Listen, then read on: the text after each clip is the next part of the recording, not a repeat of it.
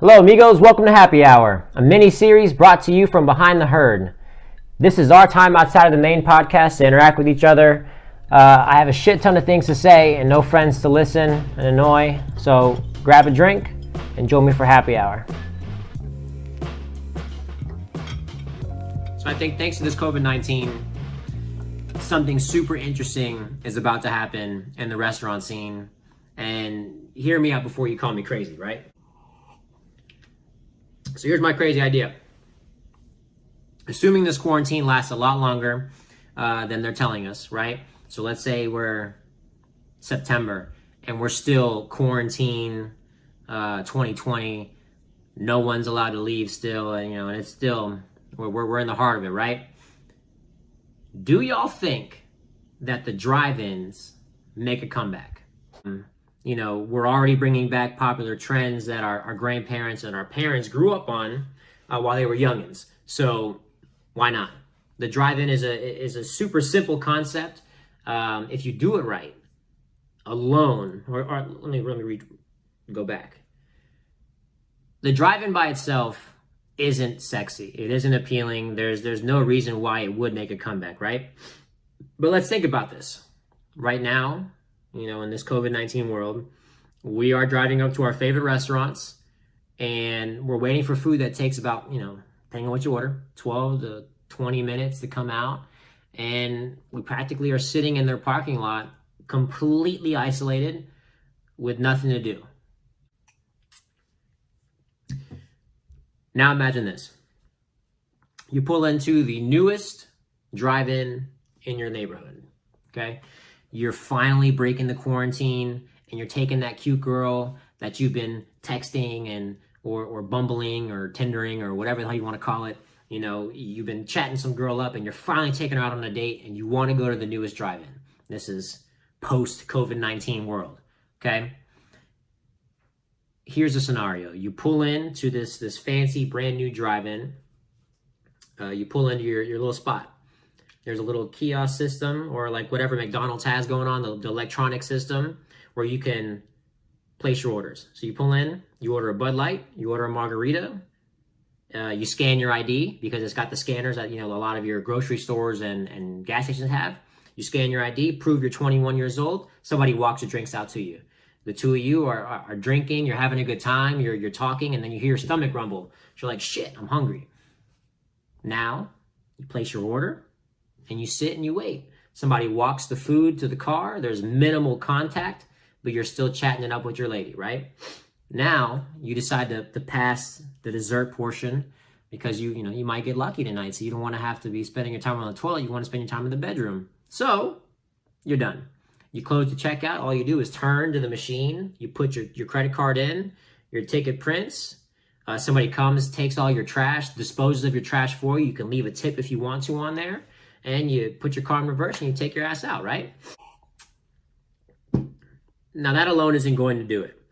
That business model obviously is boring and outdated. It's got to be sexy or it's going to fade away. So now picture this. That same exact drive-in, okay? But now the menu is provided by the town favorite local food truck, all right? Slightly elevated prices because you gotta, accommodate for the packaging and whatnot, and more expensive building. You're not operating out of a truck. We won't even consider that. So if you can get the experience right from the beginning, and now I'm talking the same quality food that you get from a food truck, the same efficiency you get from a food truck, because for food trucks you gotta be fast, and the food's gotta taste good, or else I'm taking my ass somewhere else, right? We also have to make sure that it's easily accessible or the whole thing goes to shit. We can't have, you can't operate with the McDonald's kind of, plan. We've all sat and waited 30 minutes at McDonald's if you go at late night because it takes forever to get the food. We want it fast. We want it now. Brings me to my next topic. I think it's super, super interesting right now to monitor the potential impact social distancing is going to have on the movie industry. Specifically movie theaters, right? Even if tomorrow they say the social distancing no longer exists, go back to your lives, continue doing what you want, what you used to do. right? I don't think everyone's just going to rush back into it and saying, oh my God, thank you so much, freedom. There's going to be people that are kind of lagging in the back because they're still kind of skeptic about what's going on. If you look at it right now, movie theaters are already losing the battle to Netflix and Amazon, and this just made it worse. So I think the drive-in concept could help. Okay, here we go. The drive-in concept, this is going to be a big thing. The drive-in concept, I'm going to say it one more time. The drive-in concept could help usher in a new age of movie-going. Picture a big lot with 5-6 screens going out, cars parked, all around the screen, little kids on the roofs of their dad's cars, people in lawn chairs, that kind of environment, right? That alone wouldn't be enough to merit an epic, triumphant comeback for the drive-in, right? But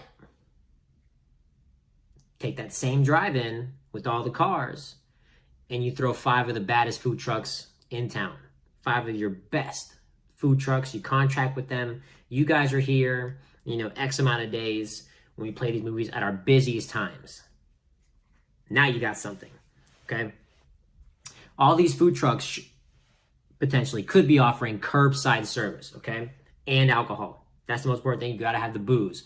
So that goes back to the government kind of easing off a little bit like they have right now for alcohol sales. But that's another happy hour, okay?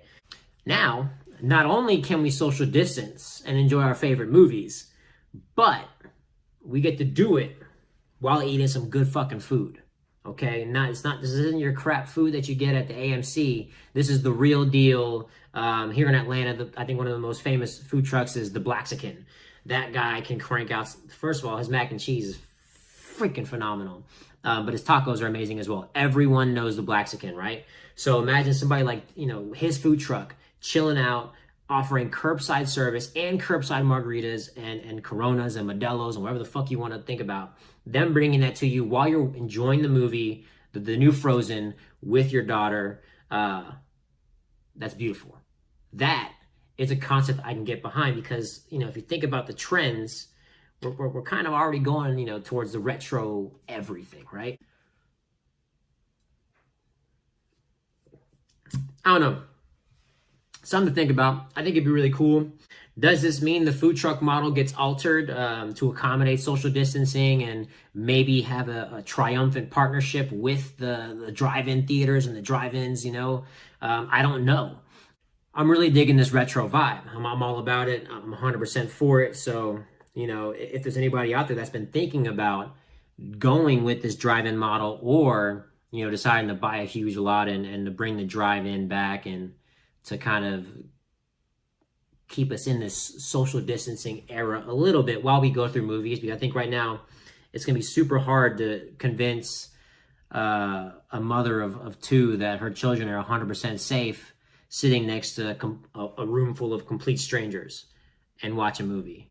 Anyways, y'all, my lines are always open, so please, please, please feel free to email me, to DM me, to comment on the bottom of this after I post this video. Let me know what y'all think. Do you think this could be a movement you would get behind, or am I talking out my ass and this is completely full of shit and you think this is the stupidest idea you've ever heard in your life? Please tell me. I would love to know. As always, look for Behind the Herd on Instagram.